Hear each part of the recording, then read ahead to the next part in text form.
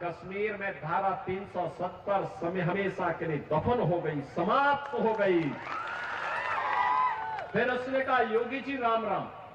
मैं उसकी तरफ देखा, मैंने कहा भाई ये तो मौलवी है और मुझे राम राम क्यों कह रहा है। आतंकवाद का जो दंश कांग्रेस ने इस देश को दिया था, कश्मीर में धारा 370 के रूप में मोदी जी आए, अमित शाह जी गृह मंत्री बने और कश्मीर में धारा 370 समय हमेशा के लिए दफन हो गई, समाप्त हो गई। अब कश्मीर में भी चुनाव हो रहे हैं। मैं कश्मीर के चुनाव में गया था। चुनाव के दौरान जब मैं जम्मू एयरपोर्ट पे उतरा, मौसम थोड़ा वहां खराब था। मैं एयरपोर्ट के अंदर गया, एक मौलवी मुझे मिले, वो मुझे बोले राम राम। मैं समझा नहीं, मैंने कहा पता नहीं किसको कह रहे हैं। फिर उसने कहा योगी जी राम राम। मैं उसकी तरफ देखा, मैंने कहा भाई ये तो मौलवी है और मुझे राम राम क्यों कह रहा है। तो वहां पे एक जवान था, मैंने कहा भाई ये मौलवी क्या मुझे कह रहा है। कहा हाँ। तो एयरपोर्ट के अधिकारी भौचक थे। मैंने कहा भी नहीं, भौचक मत होइए, आश्चर्यचकित मत होइए, ये धारा 370 हटने का इफेक्ट है।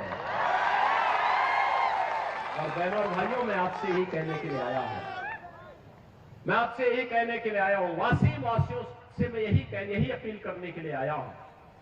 ये जो चुनाव चल रहा है ना, ये चुनाव केवल सत्ता प्राप्त करने का मात्र चुनाव नहीं है। मोदी जी के नेतृत्व में एक भारत श्रेष्ठ भारत बनाने का जो अभियान चल रहा है, महाराष्ट्र इसमें और मजबूती दे, इसकी अपील करने के लिए मैं आया हूं। भारत दुनिया की बड़ी ताकत बने, इसकी अपील करने के लिए मैं आपके बीच आया हूं। आपसे कहने के लिए मैं आया हूं कि सत्ताएं तो आएंगी जाएंगी, 1947 से ही होता रहा है, लेकिन हमारा भारत रहना चाहिए और भारत दुनिया की सबसे बड़ी ताकत बनना चाहिए, मोदी जी के नेतृत्व में बनना चाहिए। यह कहने के लिए मैं आपके पास आया हूं।